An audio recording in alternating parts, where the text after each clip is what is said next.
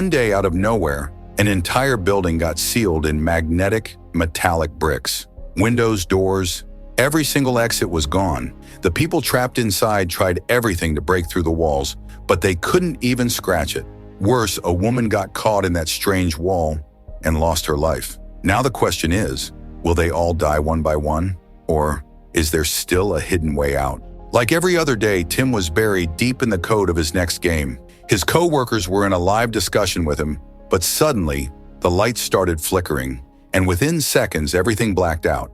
As soon as work paused, a haunting image flashed in Tim's mind, the nightmare he kept himself busy to forget. It was the very thing that was slowly tearing Olivia away from him. For 2 years, she'd been trying to hold this relationship together all by herself, and Tim, he remained silent. To lighten the mood, Olivia took him out for pizza. That's when they bumped into Mr. Friedman, the man overseeing the building's renovation. It had been 3 months, and yet the same power issues persisted. Friedman just said, "Couple more weeks." Just then, 2 helicopters roared past overhead. Hafen City was burning in the distance, and maybe those choppers were part of the rescue mission. After pizza, Olivia took Tim to check out a brand new RV. Her dream, a fresh start, a long road trip, and then Paris, to finally live life again. She had even quit her job. All she needed was Tim. And deep down, Tim wanted to go too, but the trauma he carried kept pulling him back. And this time again, he made an excuse about work. That night, Olivia cried herself to sleep, quietly, because she had made up her mind. This time, she's moving forward, alone. Up on their building's rooftop, a strange fog loomed, something beyond words, beyond logic. Next morning, Tim woke up to the sound of a suitcase zipping shut. He stepped out and saw Olivia, fully packed, ready to leave for the trip alone. And before walking out, she said it, clear and sharp, "You're never gonna change. Your work will never end. I'm not coming back. This is the end of us." But before Tim could say a word, Olivia opened the door, and both froze in their tracks. What they saw felt like a living nightmare. Right outside the door stood a metallic brick wall with strange patterns on it, like someone had surrounded the entire building overnight. Olivia thought it was some crazy prank by Tim, and she snapped at him. But this was no joke. The bricks weren't just at the door. They'd sealed the windows, the vents, every exit. No signal, no Wi-Fi, completely dead. Olivia, panicked, started drilling into the wall, but in just seconds, the drill bit overheated and turned red. They tried the side of the door, same thing. That same brick wall stood in the way, which meant breaking out wasn't even an option. It wasn't carbon fiber, and definitely not liquid granite. Olivia was an architect, yet even she had never seen metal like this. Meanwhile, Tim took his phone close to the wall. His screen began flickering wildly, like some weird signal interference. Now the question was, what the hell was this wall, and who put it there? As they were grappling with those thoughts, strange noises began echoing through the neighboring wall. They quickly drilled a tiny hole, and what they saw sent chills down their spine. The neighboring apartment was sealed off too. Same wall, same suffocation. Inside were a husband and wife, drug addicts, and now driven to the edge by panic. They'd begun to believe they were going to die in there. No food, no water, no way in, no way out. Tim and Olivia rushed to the bathroom, turned on the tap. Not a single drop came out. Tim tried to stay calm. "We're in the middle of the city," he said. "Someone's gonna notice." But Olivia had lost all faith. She snapped, "There's construction going on here, Tim. Who's gonna care?" Her voice trembled. "If you just listened, we would have left last night." She paused. "But now none of it matters, because we're not together anymore." Enraged, Tim hurled his phone straight at the brick wall. The room fell into silence for hours. Eventually, Olivia apologized for snapping. She knew this was far beyond anything they could control. Just then, Tim's eyes landed on the spot where the metal part of the phone had stuck to the wall. That's when it hit him. This wasn't a normal wall. It was magnetic. A brick wall made of pure magnetism, and there were 4 specific spots on it where the magnetic field was strongest. 4 square bricks, like a hidden pattern, a code to unlock it. Olivia instantly grabbed some screws, keys, and scrap metal, trying to stick them to those points. But everything went horribly wrong. All the metal pieces shot back at them like bullets. Without thinking, Tim threw himself in front of Olivia, shielding her. She didn't even get a scratch, but Tim's back was shredded with sharp metal shards. He was bleeding, bad. Olivia pulled them out one by one, bandaged him up as fast as she could, when suddenly more screams echoed from the neighboring apartment, and then silence. They quickly made a larger hole in the wall and climbed through. Inside, the neighbor Anna lay unconscious, blood pouring from her head. Olivia rushed to help her, but out of nowhere, her husband Marvin lunged at Tim. "Get me out of here!" He was screaming like a madman, strangling Tim with both hands. Olivia reacted fast, spraying his eyes and freeing Tim. Tim fought back, but Anna jumped in between, sobbing. "Marvin didn't hurt me. I hit my head trying to break the wall." Marvin was high and unpredictable. They had no choice but to tie him up until he calmed down. While looking around, Tim discovered a private room in their apartment. What he found inside changed everything. The room was filled with tools. Tim grabbed a hammer and smashed it into the brick wall, but it didn't even budge. Then Anna told Marvin what he had done, how he nearly killed someone. Marvin was shaken. He apologized to Tim and for the first time truly realized the gravity of the situation. That's when Olivia had a wild idea. "We're on the first floor. If we break through the floors below, maybe we can reach ground level, and then the basement. There might be a way out." Olivia had already studied the building's history. Built in 1897, this place was retrofitted during World War II with air raid shelters, often connected to the city's subway systems. Without wasting time, they began smashing the floor with hammers. Below them lived Mr. Oswald. Tim shouted down to him, but got no response. He tied some clothes into a rope, lowered himself, and as soon as his feet touched the ground, Oswald aimed a revolver at him. He thought Tim was there to steal his supplies. Olivia explained everything from above, but Oswald wouldn't budge. That's when his granddaughter, Leah, stepped in and convinced him. They were just neighbors. After a long, tense pause, Oswald finally spoke, and what he said sent chills down everyone's spine. "In 3 days, these same neighbors will kill you for water." The silence after that was brutal. Still, Leah's plea won him over. But Oswald warned Tim, "You come near her again, I'll end you." The demolition continued. With every hammer strike, the walls trembled. That's when Tim found something buried in the debris, a smoke detector with a hidden camera inside. He froze. When he asked Oswald about it, the truth came out.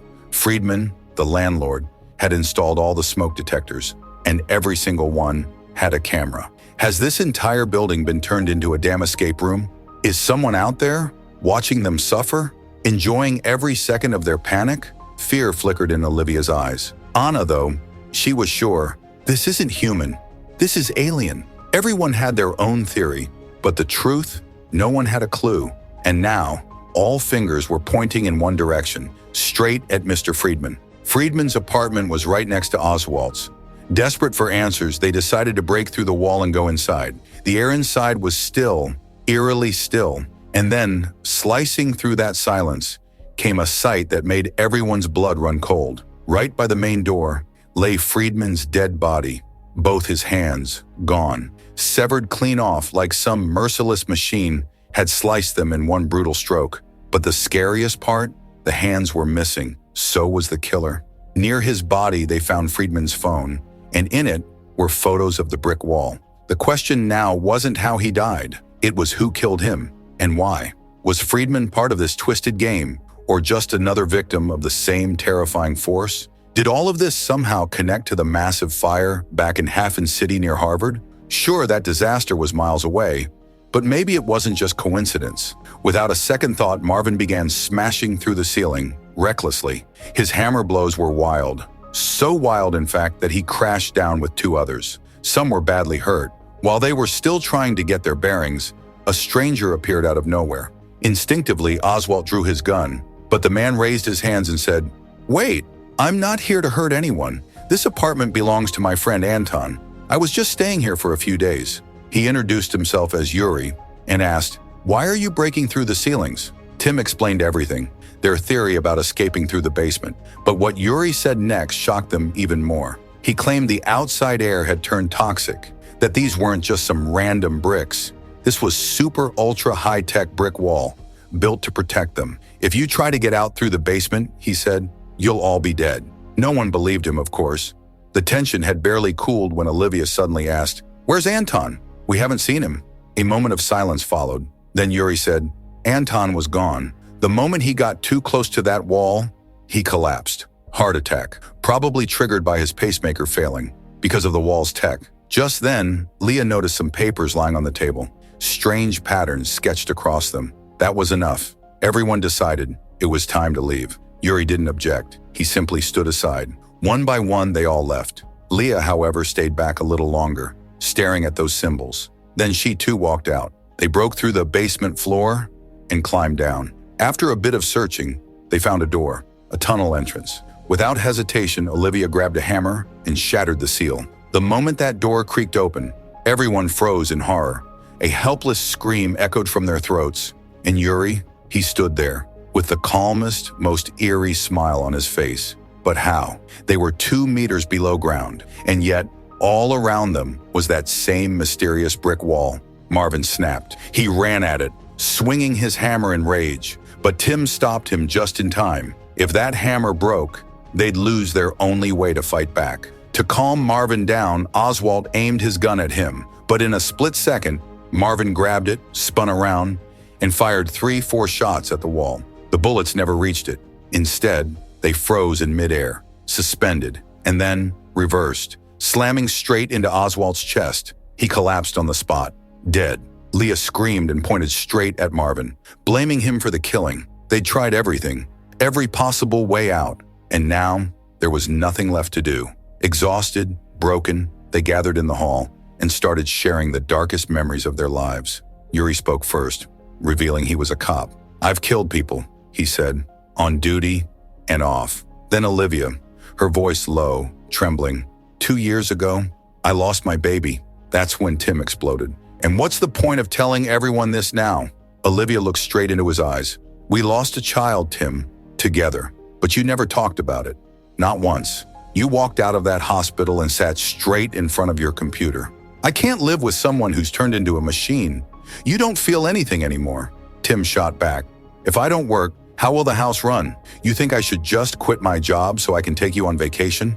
After the bitter argument, once Tim finally cooled down, an idea hit him. Maybe they'd missed something. He grabbed Marvin and Anna and headed back into Friedman's apartment. Meanwhile, Leah and Olivia were deep in Anton's old notes. From the looks of it, Anton had been trying to crack the strange pattern on that mysterious door. His business card revealed he was a programmer, once employed by a cutting-edge tech firm called Epsilon Nanodefense. When Leah opened his desk drawer, she found a broken laptop and phone inside. Yuri muttered, Anton had gone mad, obsessed with unlocking that door, probably smashed his own stuff in the process. While digging through the trash, they found more notes, with what looked like a code written on them. Leah began to wonder, could this be the key to the door? But once again, Yuri stepped in with a warning. If you open that door and the toxic air outside gets in, it'll be over for everyone. Back in Friedman's apartment, Tim discovered a hidden room. Inside, a device, a control unit designed to open that door. It had a 10-digit input system, meaning hundreds of possible combinations. Unlocking it seemed impossible, but Tim got clever. He gently blew a thin layer of flour over the keypad, revealing the fingerprints. Only 4 numbers had been pressed. The code was just 4 digits long, which meant only 24 possible combos. Tough, but not impossible.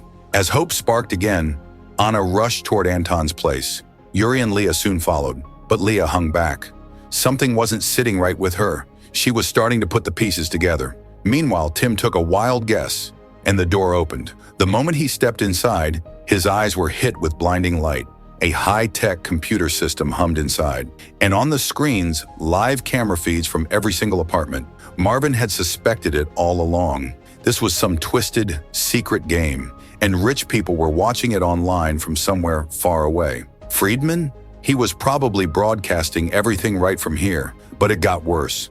There were recordings of people's most private moments. Tim played back the night it all began. In the footage, the brick wall could be seen slowly swallowing the building. Watching it in slow motion, it didn't look human. It looked like alien technology. At the same time, Leah was starting to crack the code in Anton's notes. She hurried to his room. When she lifted the scarf from around Anton's neck, her eyes froze in horror. Deep bruises, clearly from strangulation. And right then, Yuri appeared behind her. Elsewhere, Marvin noticed Yuri had suddenly vanished. Suspicious, he grabbed a large knife and went searching, room by room. Finally, he found him, inside Anton's apartment, burning the notes. Marvin knew something was off, but then he saw it, lying on the floor, Leah's body. And just like that, everything made sense. Yuri stood up, voice cold. "These walls are here to protect you, but if you won't listen, I'll have to make you understand." Tim by now had figured out who Yuri really was. He grabbed a gun and ran. But by the time he got there, Yuri was already strangling Marvin. Tim lunged forward, but Yuri twisted and disarmed him too. In seconds, he had both of them at his mercy. But just then, Marvin fought back, and somehow the two of them managed to pin Yuri down. But by then, 4 people had already lost their lives because of that cursed wall. Time felt frozen. No one knew what to do next. That's when Marvin and Anna made a promise. If they ever made it out alive, they'd get married. Tim, too, finally apologized to Olivia for all the wounds she'd carried alone for years. They began to piece together why Yuri must have killed Leah. Maybe she had figured out how to open the door. The burnt notes found in that room hinted at it. And there, just above them, was a smoke detector. Hidden inside was a camera. Anna went to check it right away. Meanwhile, Tim noticed a charred piece of paper with something scribbled on it. Intervals code. If Anton really did crack it, it made sense. He was a programmer. He worked for a high-tech firm called Epsilon Nano Defense, headquartered in Hafen City, the same Hafen City that recently went up in flames. With nothing else working, they turned to Yuri, hoping to force the truth out of him. But he kept repeating the same line. There's poison in the air, nuclear fallout, and the wall is there to protect you. That's when a much bigger question came up. If going outside was really so dangerous, why was Anton trying so hard to get out? Clearly, Anton and Yuri had opposite beliefs. Anton thought it was all a system failure. Yuri believed the outside world was toxic. The two clashed hard, and in that fight, Anton lost his life. Fueled by rage, Marvin beat Yuri half to death, but even then, he wouldn't give up the code. Just then, Anna found something in the camera footage that could change everything. They all ran to the room with the camera. In the footage, Anton was seen working on a computer. He was building an app, possibly to unlock the door. After hours of coding, he took the phone and walked toward it. That's when his phone's flashlight blinked 3, 4 times. And right then, Yuri attacked him, silencing him for good. When they rewatched the footage, something clicked for Tim. It wasn't an intervals code, it was optical, like a QR code. Anton had scanned it with his phone, and the blinking flashlight, it wasn't random. It was acting like an electromagnetic pulse. The door wasn't just digital, it was light reactive. Tim now needed Anton's phone. Once he had it, he recovered the data onto another device and launched the app, aiming it at the brick wall. 4 square buttons lit up on the screen. He pressed each one.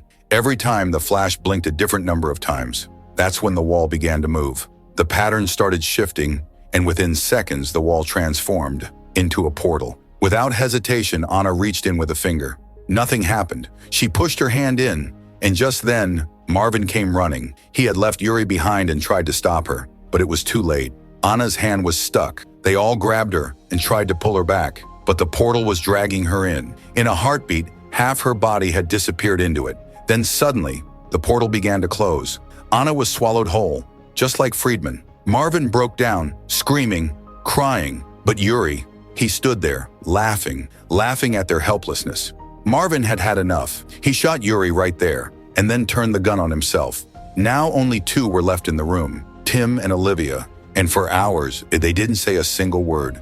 They just sat there, in silence. And then, Tim finally said the one thing that had stood between them all this time. He told her that when they lost their child, something inside him shattered. To escape the pain, he built a wall of work around himself, because every time he got close to Olivia, that memory would come rushing back. For the first time in years, they let it all out. The grief, the guilt, the silence. And in that moment, they found each other again. Not long after, they decided to try opening the door one more time. This time, Tim started with the lower button. That's when Olivia had an idea. When Anton had opened the door, the camera footage had captured the number of flashlight blinks. When Tim pressed the first button, it blinked once, the second, 4 times, the third, 6 times. That meant the number of blinks was the key to unlocking the sequence. And the pattern, the exact sequence, was already recorded in the footage. Without wasting a second, Tim and Olivia studied the video carefully. They cracked the pattern, designed the code, and got ready. One more time, they scanned the brick wall, button by button, in the exact order. And then, it opened. They walked through a tunnel for what felt like forever. And then, freedom was right in front of them. But the moment they stepped outside, their hearts sank. The entire city, everywhere, was wrapped in that same mysterious brick wall. Every person, locked inside their own homes, It was like the whole city had been sealed away. In their RV, there was a radio. They turned it on, and a government broadcast came through. It said a massive fire had broken out at Epsilon Nanodefense, triggering a catastrophic system error, one that had unknowingly activated a hidden security protocol. The government was now doing everything it could to fix the disaster.